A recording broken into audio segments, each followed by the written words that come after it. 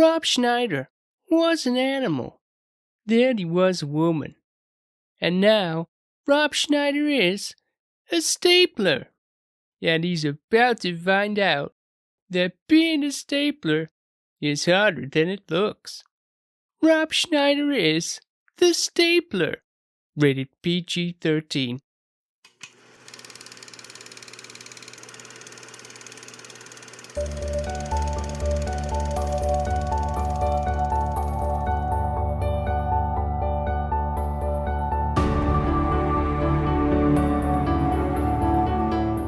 Hi, I'm Sophie, and I haven't seen a lot of movies. Hi, I'm Paul, and I'm here to help with that.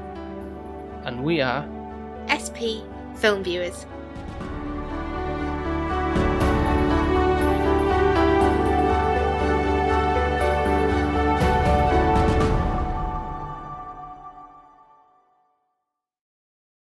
Another Patreon pick is upon us. And gone with two similar films in the fact that they're both South Park writer creations, as it were. So, well, last year we saw The Book of Mormon, which I did enjoy. I'll be honest, not watched any South Park. I know obviously of the little orange guy and wears a hoodie. Kenny, yeah, I'm aware of him. I didn't really know how I was going to feel with The Book of Mormon, but I really enjoyed that humour. Mm-hmm. Is that more from knowing me and my sense of humour? I think so, and I think as well, not meaning it in a daft way, but like poking a bit of fun at religion. Yeah. Sounds awful, doesn't it?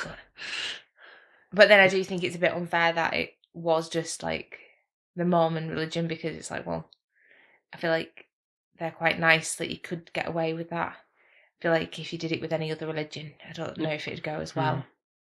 Well, I mean, one of the films in question kind of has a poke at that in a sense, which by the Patreon poll, it seems that has won, unfortunately. So I'm a little bit gutted as well, because I actually really want to watch South Park, and I don't know why.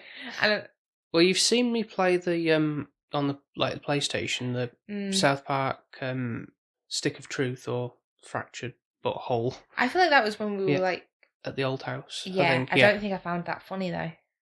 Did you not? I'm sure you did when you like laughing at kind of how silly that sounds. Maybe. Kind of things and were, but without sort of context of like the show and stuff. You probably didn't get you were like passively thing, but you weren't really like totally understanding like what was occurring or anything like that. So I don't think so. But yeah, so the picks were between South Park, Bigger, Longer, and Uncut. Is that the title? Yeah, it was. And Team America, World Police. I'll be honest, you've shown me both, and the poll was quite tied near enough. Like we were getting. What was more leaning towards. Yeah, but I think like through the week it were like, it could be a bit of a. Yeah, honestly, I think it was a tough pick. Actually, it wasn't like I have no idea which one's going to win here And I knew actually from when you said it which one I wanted, and then I feel like it just backfired on me a little bit. I looked at this Team America World Police thing, and I was just like, this looks crap. It's very much stylized off the Thunderbirds. I got that, and I hadn't even watched the Thunderbirds. Jerry Anderson puppets. It looks literally like a rip-off of it. Yeah, it's a parody of that, really, with mixed in with like over-the-top action and stuff like that. So that's what you kind of got to expect. What would I have got with the South Park film?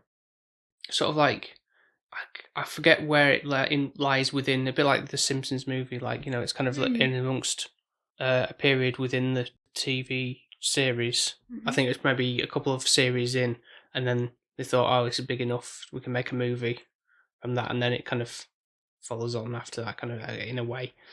It's to do with war against Canada, basically. Why Canada? Just because, like, they were. I don't really want to get it, because maybe at some point you just can. Canadians are nice. I don't understand why anyone would have a war with a Canadian. So this crap film that we're going to put on and watch, which you've made the Patreons pick, because I didn't make anybody pick anything. You did, because you put them both together. Yeah. So, but like I say, I didn't know which was going to win outright, and put this one. has seemed to have done. So I'll read the synopsis to you. Okay. Maybe it'll sway me. I highly doubt it. Popular Broadway actor Gary Johnston is recruited by the elite counter-terrorism organisation Team America World Police. As the world begins to crumble around him, he must battle with terrorists, celebrities, and falling in love. Why is he an actor? Why? I thought he needed why to be a policeman. Well, that kind of comes into play in the story. So I don't really know what I got from that. He's an actor who joins a task force to stop terrorists. When was it made? 2004. Isn't that like near when? Close to the bone with, well, a couple of years after 9/11, yeah. And they managed to get away with. I can't imagine they do. Well, they did, and then risky. Creators of South Park, Trey Parker, Matt Stone, they're very much for pushing boundaries and of that. And I don't think they'd be able to do that today. No way. Too many politically correct things, hoops you got to jump through, and can't say anymore. Yeah, pretty much. Okay. Yeah, I'm really excited. There's a bit of musical elements to it, I suppose. There was in the South Park story more so, but I'm sorry if it was there in the Book of Mormon. They do like to incorporate that a little bit into a bit of edge to it. But before we go into that, I think we'll do the Patreon shouts out now. Why is that so? Like I'm nice about them and I don't slag them off. Is that what we're doing? Well, first of all, I'll vote for my mum because she did. What do you mean vote for? Well, I'll say my mum was a Patreon, and bless her, she did actually ask me which one I wanted her to vote on this time because she didn't really know either. But really, her vote didn't make a difference. Yeah, unfortunately, yeah. So I'll start with the new patron we've got, who is All Hail King Rhino. It gets me every time, and I don't know why. When I messaged him and said, "You're probably going to like this first patron pick because he's American," so I think he went for the sort of the obvious one for the Team America vote. So, God's sake. We've also got Alex and Shani, who are at Desperately Seeking Username and SDOG on Instagram. We've also got Emma and Jonesy, who are on Instagram under the handles Emma_Hayton and Weight Loss Jonesy. We've also got our friend Gren, who is at CGren_draw. And then our podcast friends, who are Nico from the Good, the Bad and the Weird podcast, Mark from 100 Things We Learned from Film, and Ben from Ben Push Pull Health, formerly Film Vloggers. Big thank you for your support and voting on that one. And if you want to, if anyone else listening who wants to become a Patreon and have the opportunity to have your name read out and vote for a movie we watch once a month, then all you need to do is go over to patreon.com/SPFilmViewers. So it would be £1 a month, or it would be $1.50. So that's like equivalent of like 20p or 25p a week if you want to look at it that way. So it goes a long way. Any lovely female patrons that would like to join, help ramp up the viewings for what I might like to watch, I would really appreciate it. Right, well, let's crack on with this then. See what you think. I think I know what the outcome might be, but it could surprise me. Oh yeah, it's definitely going to be a 10, isn't it? Let's see. Yeah, so let's go and check out Team America, World Police. Oh, hello. Great to see you again, Hans. Mr. Ill, I was supposed to be allowed to inspect your palace today, and your guards won't let me into certain areas. Hans, we've been through this a dozen times. I don't have any weapons of mass destruction, okay, Hans? Then let me look around so I can ease the UN's collective mind. Hans, you're breaking my balls here, Hans. You're breaking my balls. I'm sorry, but the UN must be firm with you. Let me see your whole palace, or else. Or else what? Or else we will be very, very angry with you. And we will write you a letter telling you how angry we are. Durga Durga, Muhammad Jihad. Making up languages, Paul. No, that's what happens in film, doesn't it? Which Well, I for the assume it is, rest- but yeah. to be fair, it could be a language, and I wouldn't even know it, would I? I mean, yeah, it's just taking again poking fun at the Arabic. This really is a bit of a fine line for me because it's like there was a massive thing back in like early 2000s where terrorism was really high. Like, oh, I'm not saying it's not high now, but it was very prominent. Like in the news, obviously we did have 9/11.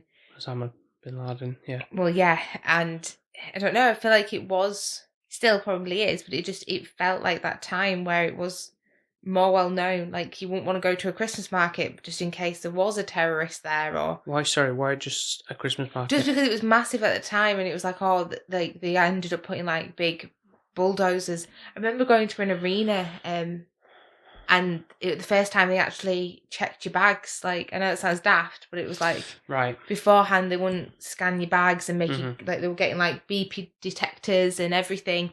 And I remember being like, well, where's my nearest exit? Like, and being a bit more on edge. And there was some bombings and terrorist attacks in Paris. Mm-hmm. I think this was after. Are you talking about when we We were going to go, yeah, so it's after. Yeah, much after that. But it just feels a little bit strange that, like, the first scene that we get to is in Paris. Right, see where you're going with that. And, you know, sorry, but have they actually put a bit of food for thought and gone, oh, yeah, I ain't actually blown up Paris. Let's try that, and they've watched this film and decided. Again, I think it's more just it's easy to poke fun at the French, isn't it? I think that's more going like the fact that they blow up the Eiffel Tower though, and the Louvre, it's when they're trying to protect the civilians, and it's like they're actually causing more collateral damage. And I think what's frustrating is initially I was like, oh wow, like the puppetry of this is amazing. Like there's so much detail, there's so many puppets on set. And I was like, this is great. Like, and then I was looking at it thinking, well, how have they done the Eiffel Tower? And like perspective of the puppets versus, is that just like a big model of the Eiffel Tower? Yeah. You know, and I was things like that, really immersed in it until Team America came on, and I was like, all guns blazing. Right, yeah, I get the tone of what I'll be watching. Even with the terrorists with the suitcases, it was just a little bit like, oh, this is, I don't know, I feel like it's just a typical cliche of, sadly it was around that time that you would assume a terrorist sadly would have been very much look like that. Yeah, you would. Yeah. It would just where your head would go. I think nowadays, obviously, anybody could be. Like, you don't really know. Whereas, like, that's just your typical cliche terrorist. I know what you're saying. And then your Americans are a pain in the ass. Thinking they're here to save the day. Yeah, but they don't. And I think that's typical, like, on the nose. Yeah, that's what's happening now, isn't it, really? I feel like Americans are always trying to do good, but I think it somewhat backfires, in a sense, like blowing up the Eiffel Tower and the Louvre. Like, it's, I don't know. Am I meant to like Team America? In a sense of they're the freedom fighters and you're rooting for them, or well, like, to me, I would have put them against, like, oh, are they meant to be like the Avengers? Like, is this what they are?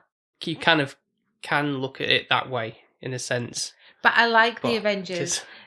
They normally don't cause too much havoc. They do and they don't they? So yeah, still but gotta fight. I feel like the heart's in the right place, where I don't with these. Like, I'm sure they wouldn't go, oh, the Eiffel Tower's there, let's just bomb that, you know, and by accident put a grenade in it.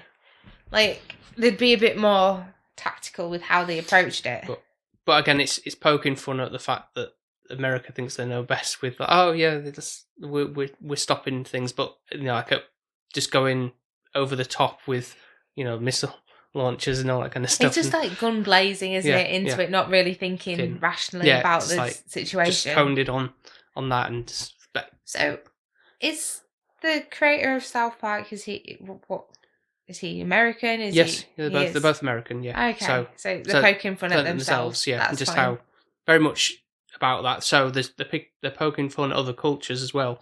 That's what they do. But they also having a dig at themselves as a country for how they act and how brash they are, and just, you know, guns are just like so prevalent there, and it's just like shoot first, ask questions later type of thing. So yeah, and they provide a lot of the voices for the characters and stuff, which obviously from watching South Park, I sort of know that, you know, like, get down to the ground, and that kind of the way that just the characters speak, and it's just this, I know it's because that's what like Trey Parker and Matt Stone sound like with characters in South Park, and so it kind of relays over with this. And I think that's like, for example, you can probably think this is a really weak example, uh-huh.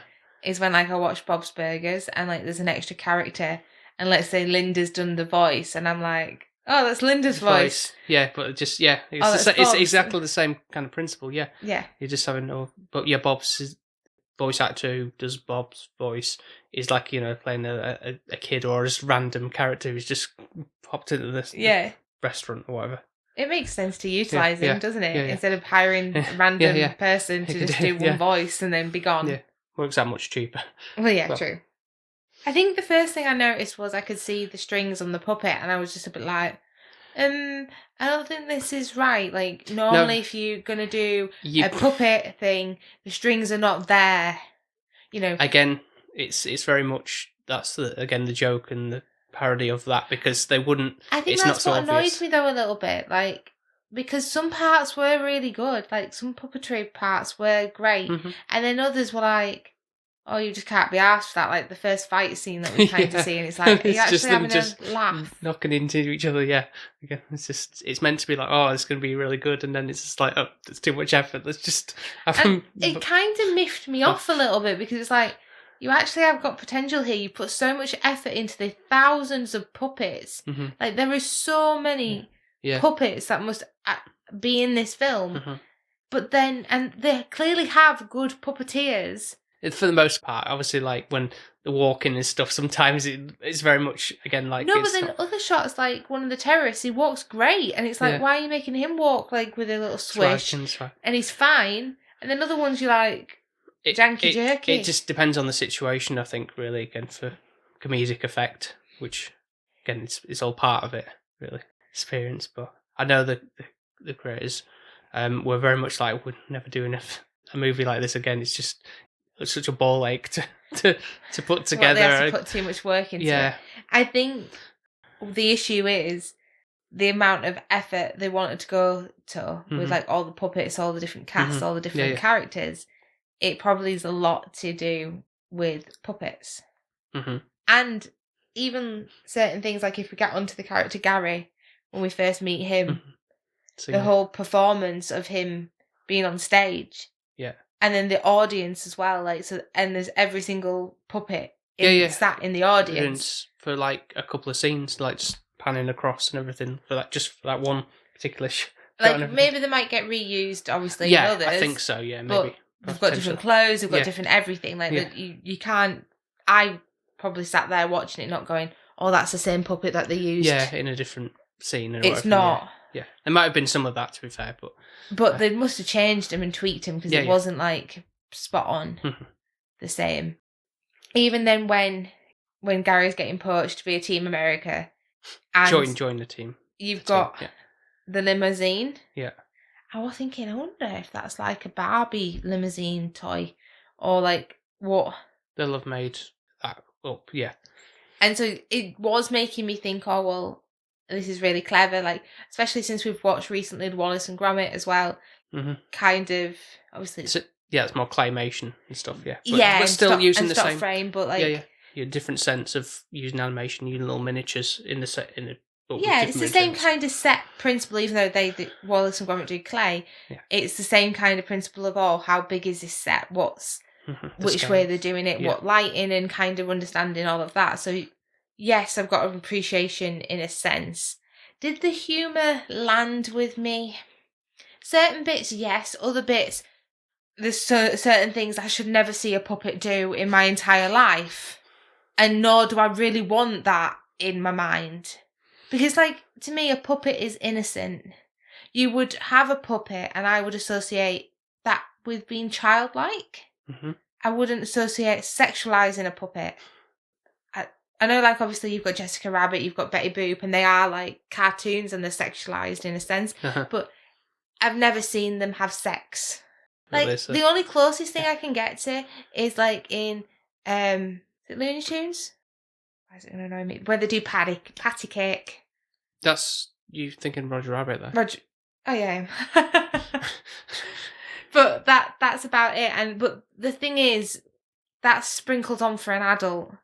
A child is never going to get that innuendo. No. It's just for an adult audience, and it's played out really classy.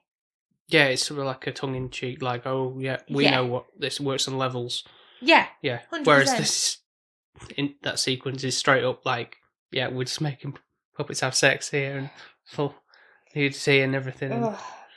And as well, can we just go on to the characters? So, in the Team America, we've got Joe, which he's a football jock kind of guy. You've got Sarah, who's clairvoyant. I think she is, yeah. Chris, I think I thought he was martial arty. No, he did. Yeah, training in martial arts. Yeah. Okay, cool. And then you've got Lisa, who is. She was in a relationship with this Carson at the beginning. Then he got killed by one of the terrorists. But really, I don't really know what she brings. Spotswood, who brings Gary on to the team, he says that she's more of a psychologist. Really, like understanding like why the terrorists are acting the way they are. If she was doing that, then wouldn't she be able to help them instead of throwing a gun at them every 2 minutes? Because she seems like one of the stunt ones, really, in the end. Yeah. Obviously, it's part of the gig, isn't it, really? Also, the fact that Carson did propose to her, and then he got shot by a terrorist from a fountain, and she was devastated, and then she moved swiftly on to Gary, which felt like a couple of seconds, and it's like, if that were me and you died, I won't be like, oh, who's the new kid on the block? Oh, you're amazing. I'd be like, he's replacing my Paul. He's not good enough. And I'd probably give the guy a hard time. I won't be welcoming him with open arms. Well, it's sort of what Chris does to him. He's like, oh, you didn't trust him. Oh, why bring on an actor? Which comes to light later on in as to why he doesn't like actors. But yeah. And then obviously Gary's got his own problems with how he's such an amazing actor. How does he just convey the sadness across? And he just thinks about the saddest thing that ever happened to me. The story about that, I thought it was going to be that he lost his entire family. Yeah, because in the dressing room there was a picture of him with his family. All 4 of them, yeah. And it is a bit unrealistic with how it happens, and it's just a little bit it's described. Yeah. I think I remember watching it with brother Joe, and he kind of found that hilarious, the image, the fact that, Gary fell into a gorilla enclosure in the zoo, and his brother had blueberries in his pocket for some reason, and then that's why they killed him. Do you ever think he might have thought that would have happened to you, and that's why he thought it was hilarious? No, I think it was just more the what a stupid scenario. But again, that's the joke. That's the issue. But one of the funniest things, I've kind of forgotten how ridiculous it is. Obviously, on the first mission that they go on, with Gary's using his acting chops, they've got to dress him up as a terrorist, and they go through all this. Oh, I've got to go through surgery and everything to make him look like one. And it's showing all the, I've got to make his lips bigger, change his eye, and his eye colour and everything like that. And then they go, have a look at yourself in the mirror, Gary, and they've literally just took a bit of brown paint on his face and some, it could be God knows what, but to us, obviously, for him, it looks like just some bits of fluff just stuck on his face. But it's not even. No, exactly. It just looks ridiculous. And where his hair is, you can see that he's been painted. I know. Obviously, when they put the turban on, it looks a little bit better because it's disguising that part, I guess. Yeah, but it's I'm sorry, do we think that people are thick? Because imagine if he did turn up, I would basically be thinking, well, you look a bit sus, I don't trust you. You're not one of us. But somehow, even the language, he's making up a language. He's not speaking Arabic or anything like that. And they're like, oh, yeah, come on in. And it's just oh, Turka. But they're doing the exact same thing. So it's kind of the joke of that being in this universe, shall we say, that the Arabs, and like that is the language that they speak, and just because it's like, oh, it's funny because that's what they think it sounds like, just gibberish, and it's just true. But I think that's just the bit where it's just like nowadays this wouldn't fly, and it's I don't know. Maybe I'm getting too woke and I'm thinking it's a bit wrong, but it's like it is a bit like oof. Like the Book of Mormon. I don't know. It worked. His humour was quite classy. Like it was poking fun at obviously Mormons and the religion, but at the same time it was showing like an extreme Mormon versus, you know, like somebody wanting to do good and all he cared about was actually being a Mormon more just to have. Though you felt like there was more of a story and a justification. Yeah. Whereas this, I think it's just like there's some idiot Americans trying to defend some Arabs, and then defend. Well, like protect everybody from them. But then it gets even worse because then we get like Korea involved in it as well, and you're just like, oh gosh, like around that time when it came out as well, it's like you're really poking fire with fire here. Like, what are you doing? So obviously pushing boundaries, really. Kim Jong-il is North Korean political leader, and obviously making fun of the think of that as well. And just, like I feel like, you know, like when we watched the Aristocats and they were like, warning, it's like, where's its disclaimer for this? They normally do that at the start of the South Park episodes. They always have done. Really? For that. But what obviously about like in The Simpsons, like with the guy that owns the Quickie Mart? Oh, there was some controversy about that much later on, like way down the line. So I was a bit late for bringing that up because, you know, it's a white actor doing the... Is it? Yeah, for that. And it's like, we can't... He's got to change that. He can't... It was offensive for a white man to do a black person's voice, essentially. And was doing, you know... I think it's more just a put on, isn't it? But I think yeah, of course it's, but... Yeah, it just makes you think, doesn't it, nowadays? Yeah. But then, in this, I guess, it does show you... It is diverse, it does have a lot of cultures. I do think our Team America is very fickle, very... Like, oh, I fancy Gary. Like, both of them fancy Gary, and he's just said hello. Like, typical Americans, he's good-looking, we'll fancy him. Yeah, I think that's also a jab at, like, how... Not necessarily saying, like, action films go, or just maybe just like American movies where you know a person for like 10 seconds and you go, oh my god, like they're the greatest thing again, for the joke of that, like, oh, look how quickly I fall in love with her. But then she's only just been engaged, and a soon to be fiance that she was going to say yes to has passed away. Right. Shouldn't she be in mourning, Lisa? She kind of the gag of that where she's like, it's too early to be having feelings for you. It's like, oh, Gary's like being kind of pushy in a way, like, oh, what? But I care about you. Like, what can I do to? And he's like, oh, well, you've got to promise you won't die. And then I'll have sex with you. Yeah, if you promise. And he's like, I promise, I will not die. Like, yeah, again, how anything can you promise that you won't die? Like, how could? Yeah. Like, I'm just gonna make you puppy promise now, Paul, that you have to die. Like, I have to die before you. Like. You have to not die before me, like, you know. You can't promise that. Yeah. Just to remind people don't know, I don't know if whoever brought this up or not, that what a puppy promise is. Oh, it's our thing. It's the thing that you've instigated from the get go. Like, oh, you wouldn't break a puppy's heart, would you? So, like, it's like a pinky promise, basically. Yeah. Yeah, and that. Yeah. But a puppy. Because a puppy's more sweet and innocent, and a puppy would never lie to you. Oh. Well, I mean, they can't talk, so. You know what I mean? A puppy wouldn't, apart from Scrappy Doo. He might lie to you. Yeah, exactly. Be a little shit, but yeah. Mm-hmm.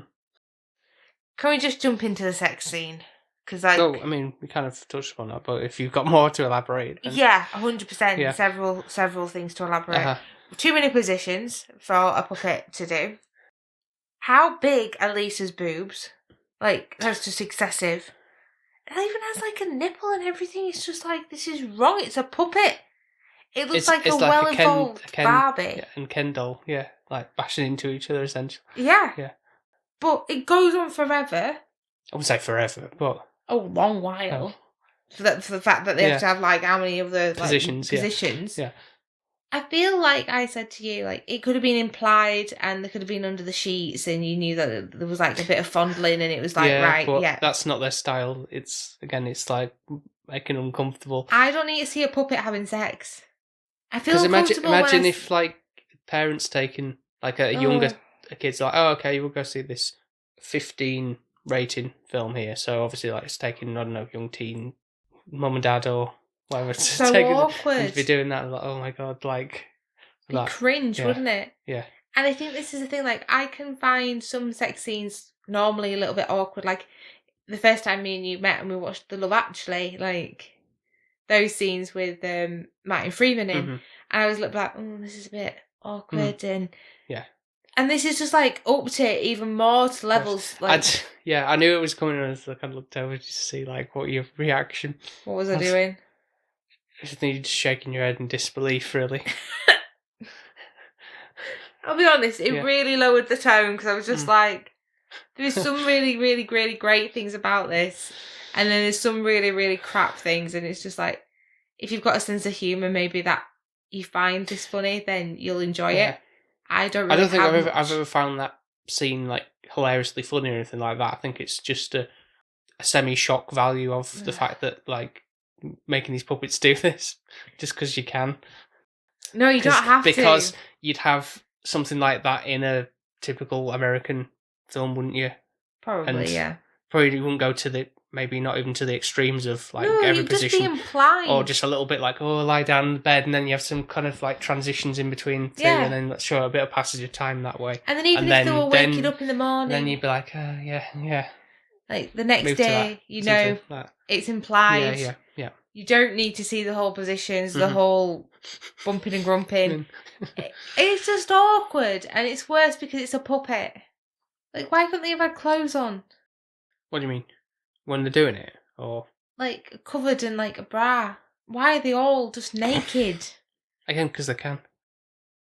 One of the things, the scenes that I felt like it did go on a bit long. And I did, again, kind of look to you, because thinking now this is going to be like another, oh my god, why is this happening? I know what you're going to say. Shortly after this with Gary, and he's like kind of hit rock bottom with things. And he's very drunk and stumbles out of the bar. It's again another use of the make it the weak puppetry as to like stumble purposely, like making him look like he's bumping into the bar and stuff, even though they're not really controlled in that way. But when he's then in the alleyway like vomiting violently for like, that's quite a long sequence. And do you know what I can equivalent this to? So first of all, I was like, oh, that's quite clever, making the puppet vomit. I was like, credit to that. Yeah. I was like, and then I'm like, this is going on for a bit long. It's going on for far too long. And it's like the bridesmaids shitting in the middle of the street. It's like that kind of level. It's like, oh no, do we need to go this far? And it's when they step over the mark, and then it's like, right, you've gone too far now. The amount of sick was excessive. Yeah. Like, it was more than the puppet's size. It was like in a massive puddle of his own stick. It's almost like I'm thinking back on how that was kind of the thing that kind of happened in like Family Guy jokes, where they would do something similar. Not obviously of that time, but like a lot later on in this, as the series went on, and it's thinking, they're just dragging these jokes out for too long now. It's weird. I didn't mind Family Guy when it first came out. Like, everyone hyped, and I was all right on it. It's all right, but then after a while, it just got, the jokes just got, this is dragging on for beating a dead horse for this gag here. Yeah, and I feel like it was just one of those things, like, once you'd watched them, that you kind of knew what you were getting for and what were coming in, and it's just not as funny. Yeah. So, I don't think back then I would have been like, that was so hilarious that he's just vomiting up so much bile, but certainly now I don't think that gag landed funny this time, really. More so the obviously the stuff where he's like dressed as a terrorist, I think is the funniest. I still found kind of just cutting to him and looking ridiculous. I think it doesn't help though when I'm sat there probably not laughing. Whereas I can't think of a time you were laughing in this. Was there even any point you were like, oh? The only time I think I did laugh, and it was a little bit racist of me, was when Is it King John? King Jong Il, yeah. Romley. I was singing When he his did song. his song, yeah. Show on me. It did make me laugh that little bit.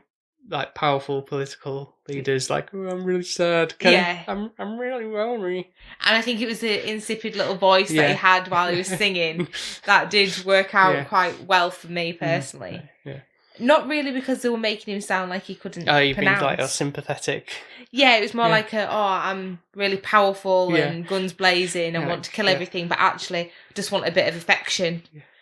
Yeah. Which, was quite funny. But then he became a bit of a dick, didn't he? Because he fed one of the guys to the sharks, and overall it was just Hans works.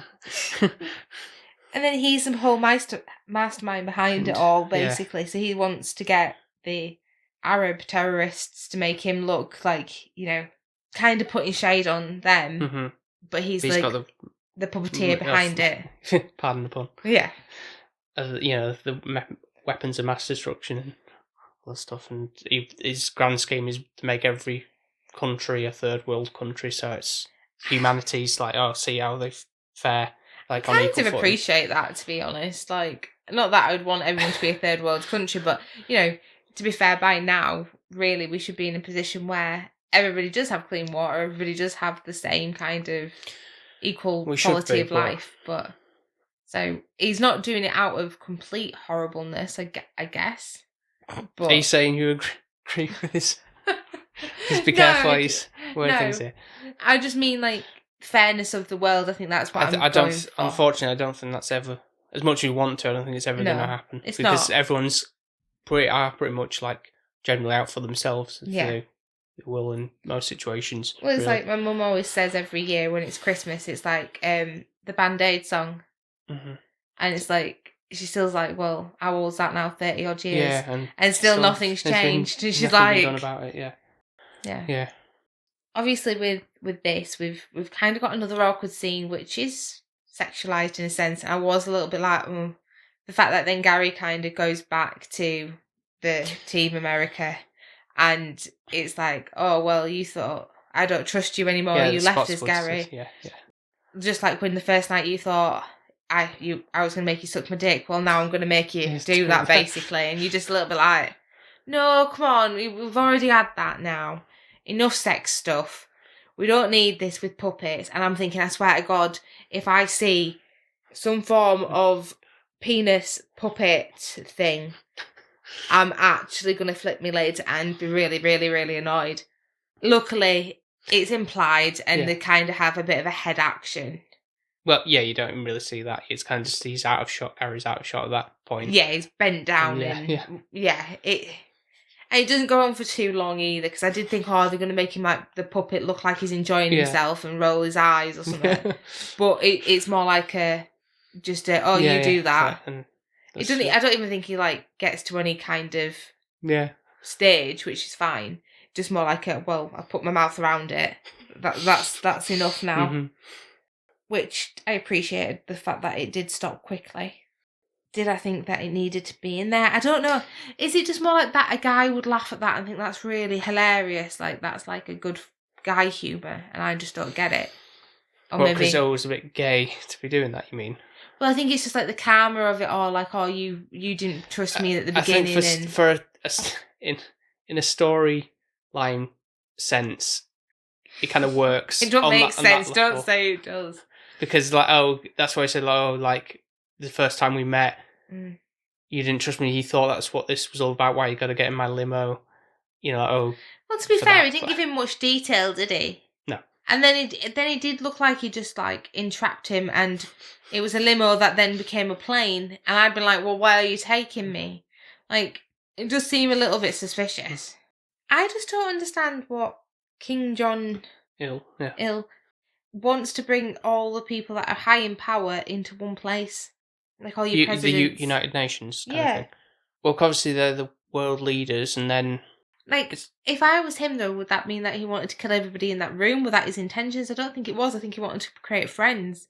Well, at that point, yeah. But obviously I think there are certain agendas after the fact. Because he obviously had let's say the nukes or whatever, to detonate. Then, assume after the fact it would just like gun them all down, be easy if unsuspecting. Even All that's the world leaders in one place, and yeah. But then that would never work. What's that? Nowadays, you would never invite everybody at the same time, and not everyone would come. Yes, but this is a film for one thing about puppets. So well, puppets shouldn't do what puppets did in this. Like I know we watched the Very Merry Muppet Christmas, whatever it was, and we reviewed it last year. And obviously there was some strippers, and there was a little bit like puppets shouldn't be homeless and all of that, but. Yeah. This is taking it to a level. Mm-hmm. Yeah. There is another film that kind of does a similar thing, but I think is slightly a bit more tastefully done. That came out much later on. It's like you could say, like for example, I'm comparing everything to Jim Henson and being like obviously the puppet, the Muppets, but then Dark Crystal is a whole different, but it's real and it's magical and it works.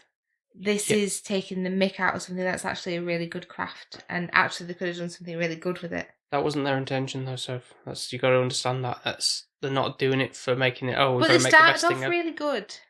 Do you think? Honestly, I don't think. I mean, yeah, obviously the craft of all the background scenery and stuff like that. And the puppets. When he's bumping into the terrorist by accident and he's got but he's still... And the detail of him though, like the detail of the puppets. Don't get wrong, like obviously the fact that the making their mouths move and everything, like it doesn't look like wooden or anything like that. It's really done really well, but and obviously like the blinks and stuff, all that kind of stuff. I'm not taking away from that, but from the offset, it's always seen as like this is a parody of Thunderbirds of American culture. I've never seen Thunderbirds though, so I can't really compare. Don't really know what I'm going into for Thunderbirds. It's kind of similar because they are like what they call international rescue, and they normally called out for saving people in like dire situation, not necessarily terrorists, but like somebody's trapped down a mine shaft or something like that, or like they're gonna die if you don't get them out soon. So we get.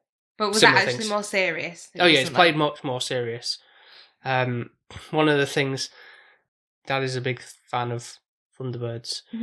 When I was living at home when Joe was around, living at home as well when he was younger, and we used to sometimes watch it. But me and Joe used to like joke of the fact that there always had to be some kind of incident where the puppets had to be like sweating.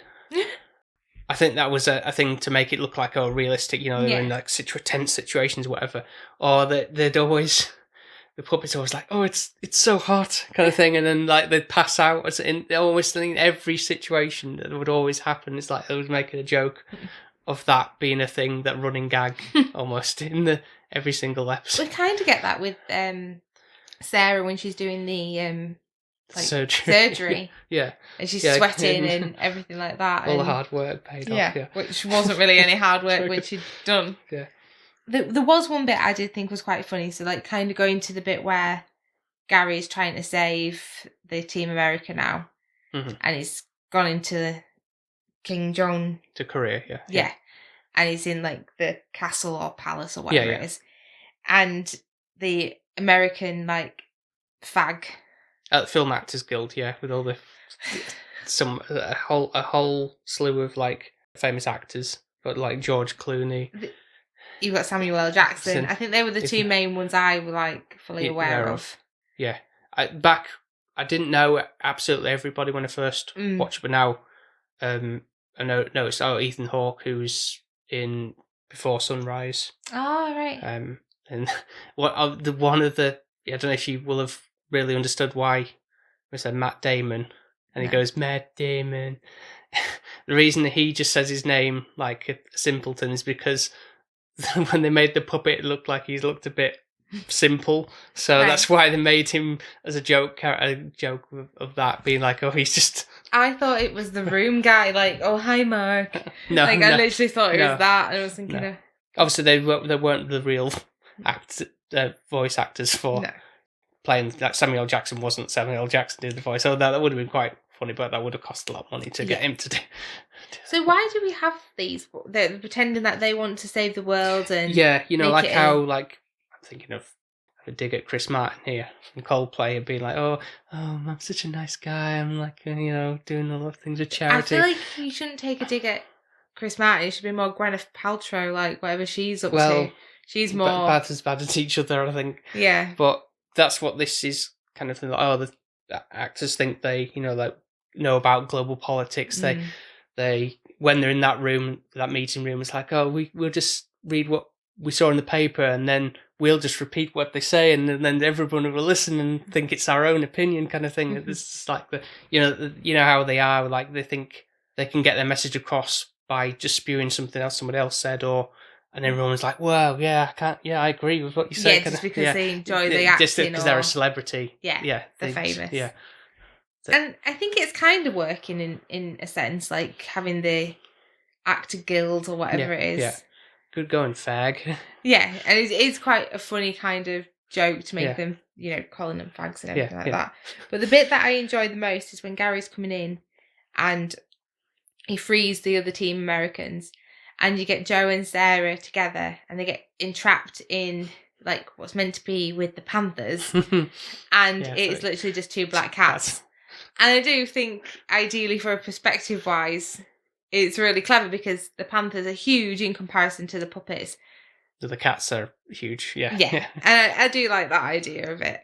And then obviously Sarah is actually clairvoyant, apparently, or she can speak to cats at least. Yeah.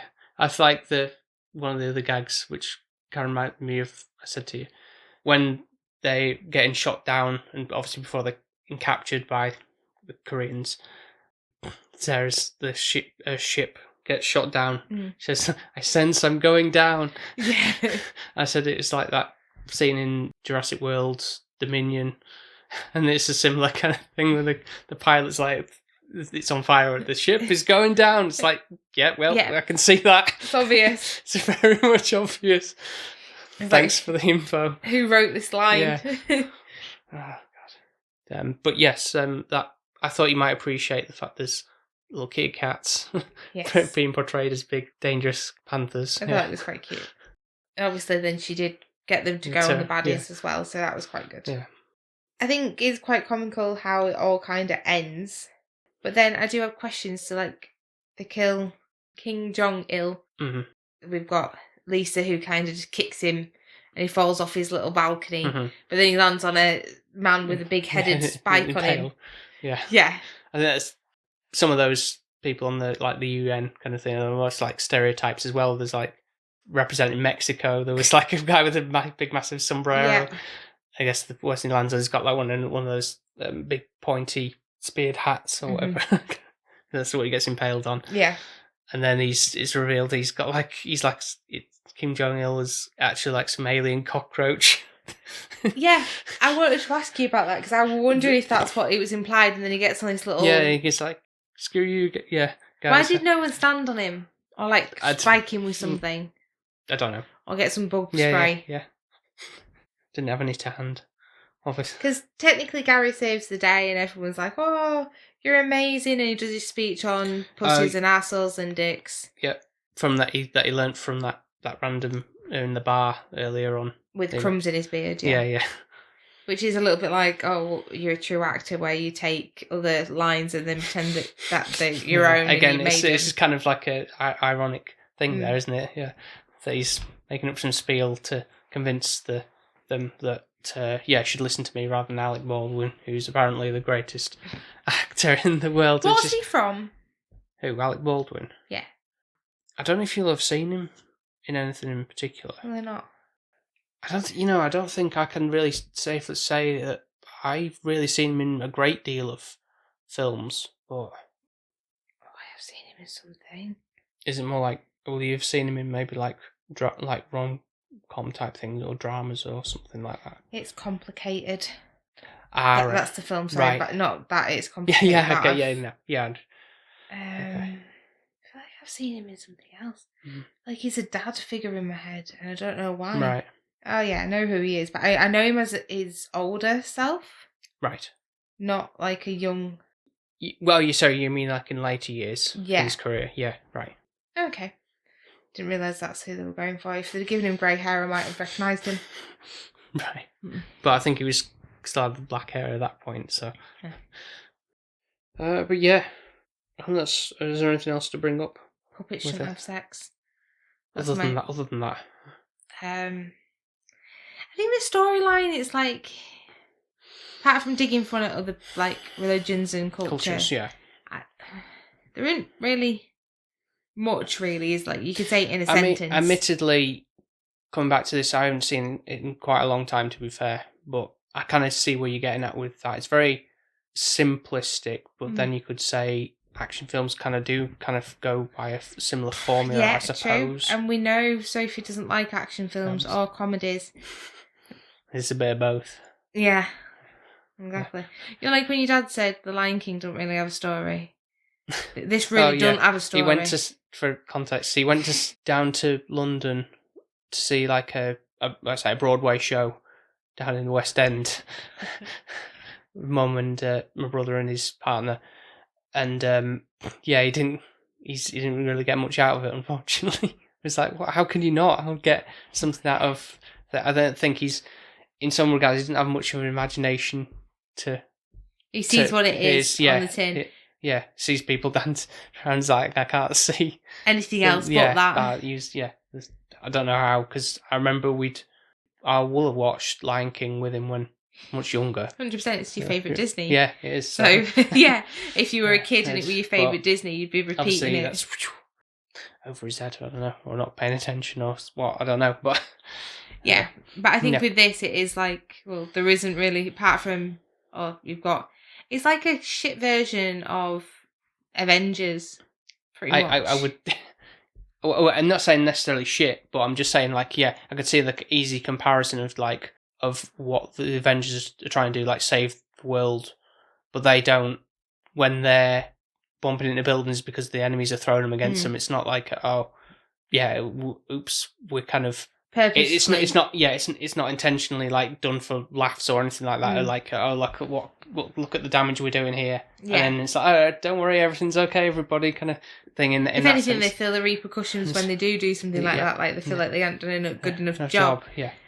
Whereas this, it's they think they're doing a great job where they're destroying pyramids and the Sphinx and landing the plane in the market stall and crushing somebody's livelihood. That was ridiculous though as well, because like you've conspicuous, all the effort of being under disguise to not, again, it's you would have gone out of your way to like land somewhere nobody was. Like, that would make sense, but none of this film makes sense. All played for comedic effect. What comedic effect? I know this it wouldn't be like one of you'd give high praise, but again, it was a case of, for reaction purposes, wanted to see. I guess I didn't know how much of a putting your head in your hands type of scenario it would be. I'm thinking of like something like The Room, where you like more cringed out by it or anything like that. So like there wasn't Borat. There wasn't much of that, and obviously Borat was like very early days. I still don't think I'd tolerate it. So you said you'd rather put this on again rather than Borat? Yeah, you think? 100%. Right. Okay. Interesting. Because I imagine part of your score, which we'll go into now, is going to be the puppetries or the design of things is going to have some points, but I feel like you've done really rubbish this January of actual really good scores so far. Sorry, what do you mean? What about the first one we did? The first one was fine, and then you've gone downhill. Like, you've given me a good one and then gone, nah, right, here you go. And then it's like, Are you saying Nosferatu wasn't good? Yeah, I am saying that. So I gave it the score I gave it. And if you want to know what that was, go on to that episode. Right, shall we go for the scores? Yep. So, puppeteering, yes, great. Visuals, great. There was one part where it was like, it dropped quality, and you said like it was the... yes. Yeah, there was... I think that was... Because this was on a 4K disc, and I've noticed this in certain things when they don't have all the raw footage to go back to, and they can't do anything with it, but it's part of the film, then they've got to keep it in as the quality they've got to hand, which is very obviously like almost like DVD quality. It was really bad. Shots of Gary like pondering his what would you do when he's looking at American monuments and stuff. And I like think it was meant to be like a really nice, like poignant kind of moment, and it just got really dull with a DVD value. Quality of it. So I was like, this has kind of spoiled it a little bit, especially with the. But that's not really their fault. But the quality of it, everything else was like stunning. Yeah, like visually quite sharp. Yeah, I'm surprised because I never had the Blu-ray of this, so the fact that it's got a 4K was actually quite surprising. But I mean, a lot of things are getting now that treatment these days. Anything can almost be a 4K to this day and age. But your 4K shelf is definitely increasing. That's for sure. Yeah.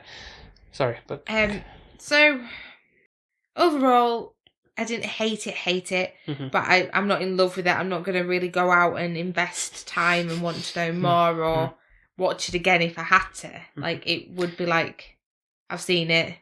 I'm not going to be like, oh yeah, this is the best film ever. Let's put it on next week. It's just not going to happen. It's a shame because I think actually with the budget and the amount of stuff that put into the effort of the puppetry, and what, like, comparing it to like Jim Henson stuff, it's like kind of but annoying. You can't, though, I know you can't, but I can because that's the only reference I've got. And to be fair, I think it's just a bit of a piss take. Also, the Jim Henson ones aren't like marionette ones; they're more underneath. True, it doesn't matter. But I think they could have done whatever they wanted if they did want to, because they did have a big budget by the seams of it with the amount of puppets they had. Stuff, and very ambitious, Yeah. Does it mean it's a high score? No. The sex scene definitely has hindered this and made it want me to score it lower. I never want to see anything like that again in my entire life. It's going to be a generous 4. Right. And that's just because of the puppeteering. I think if it didn't have that, it would be lower. Thanks, guys, and thanks, patrons. Great pick. Now, Paul, don't you dare give it a 10. No, because don't worry. If you are, I don't know if I don't know who you are. No, it's definitely not a 10. This might shock you, but I don't think the years have been too kind to it. On not saying that I obviously still found humour in things, but maybe that's because of the knowledge of like how South Park is and what the kind of humour and all that kind of stuff. But I didn't find myself like rip-roaringly laughing at things, or I think that's because I was sat there deadpan spoiling it all, probably. Possibly, but I did find the story a bit weak on reflection of things with that, in that sense. But I don't know what I would have given this when I was much younger, when I would have been probably a 9. So I'm gonna put it at 7.5. Okay, I can deal with that. I can live with that. That's not a high score. That's like my it's alright score. Yeah. Still glad to revisit it, but I think it hasn't favoured. I'm not saying it hasn't aged well, because that's not what it's going for with that. Of course, you can say it hasn't aged well, but I think just my sensibility of what I would have found funnier when I was younger, hasn't followed on from. You mean you've grown up? Which might sound odd, because obviously, like, I still think like the Holy Grail is really funny. It's obviously that's very different humour. Maybe it's because it's British humour, perhaps, rather than. But then American you love The Simpsons, like you adore some of the old so things of that. Yeah, that can still make you laugh. Yeah, I think. Yeah. So, but that's down to the writing more so, like how the gags are delivered and told and everything like that. I'm guessing you would compare South Park. Don't get me wrong. Make you laugh. Yeah, there's some of the episodes on that. I think like the early ones of that, and to be fair, even like newer series that has stayed fresh and relevant with like the times with the gags of obviously what's occurring at that time. Really, say like some iPhone scandal or something like that. They'd keep up with that, and so it's always in the modern zeitgeist of things, and like, oh yeah, it's an easy one to poke fun at this time, and it's funny because it's fresh and so rather than just like something tired and true and just. Are they still doing South Park series now? Yeah, I think they are. I have to watch obviously them. I haven't really been keeping up with, because it's truth be told, it's not easy for me to access those things. I think it's on, I don't even know if it's on, like, we've had the Now TV subscription stuff, and they don't have all this because there's so many. Yeah. It's not easy to access because we haven't got like a proper set-up box or anything like that for streaming the Sky series or whatever like that. But I know they're still doing stuff, and I think it's still obviously still very popular and up to date and current. So, but yeah, good to come back to. Still some laughs here and there, but I don't know if I expected you more to fly off the handle, I guess, with things, but you've somewhat surprised me on how like tolerant you have been about it. Really, you normally like, oh, what the, like, I can't believe you maybe watching, give it like a 2 or something like that. A 4's generous just for the puppeteering. I think it's not the worst film I've ever seen, but I'm not in love with it, and I'm not like, I would have preferred to watch South Park, I think, personally, if I had a choice. But there we are. Them's the breaks. Well, I'll give you a bit more of a pick next time for the one we haven't seen, to be a bit more fair. Thank you. That's nice of you. A little generous. Yeah. And I'll try and be nice with a Patreon thing next time as well. Yeah, because it's February, so it's Valentine's, so it's all rom-coms, isn't it? That we need to watch. That's what we should do. Rom-com February. Well, maybe you can think of a couple of rom-coms for me to put it down as for. You mean, and you pick one of them? Yeah. Well, not I. Obviously, the patrons to pick. Okay. Yeah. So you have a little think on that. Thanks. Yes. So thank you very much for listening to this episode. And if you want to check out some of our other episodes, you can do so by going to Apple Podcasts, Spotify, and wherever else you get your podcasts from. And we'd also really appreciate any 5-star reviews over on Apple Podcasts, Spotify, Podchaser, and wherever else they do the scoring system. And if you're not already following us on social media, I feel like the list is going to start growing now with everything that's happening in the world. Well, I don't know, because one of them is dwindling off. Well, yeah, but then the new one's appearing. So we are at the moment on TikTok. That might be X. Well, I feel like we're not American, so we're fine. So TikTok, Instagram, Twitter, Threads, under the handle SP_film viewer, and then we are on Blue Sky, which is just SP film viewers. So God knows if you can like, subscribe, do whatever you need to do to follow people nowadays. Feel really old, like there used to be just 2 social medias, and now there's like a handful. 1 billion, yeah. And I've also recently put out a new video up on the YouTube channel of what I watched, and partially what we watched over December last month technically, over on the YouTube, as I say. So I would appreciate it if you go and check out that video and give that a like and subscribe to the channel if you've not already done so, and share around, because a lot of effort went into that, didn't it? Yes, indeed. I did nothing. All off my own back, as per. Sorry, I went to see Nosferatu. I think you can't shade me at all. Oh, we'll go on a date, Sophie. We'll have a nice time, Sophie. Oh, yeah, that person ricocheting on the floor is exactly what I wanted. But yes, please go and look at Paul's new video. I know he's put a lot of effort and hard time editing it, and it's going to be a good watch. Right, I think that covers everything this episode. Yeah. Yep. Hope you enjoyed once again. I didn't. Sorry. Okay. Sorry you didn't, but I hope you enjoyed talking about it at least. Yeah, I enjoy talking to you all the time. So thank you very much for listening once again, and we'll speak to you next time. Speak to you next time. Take care. Bye. Bye. Bye.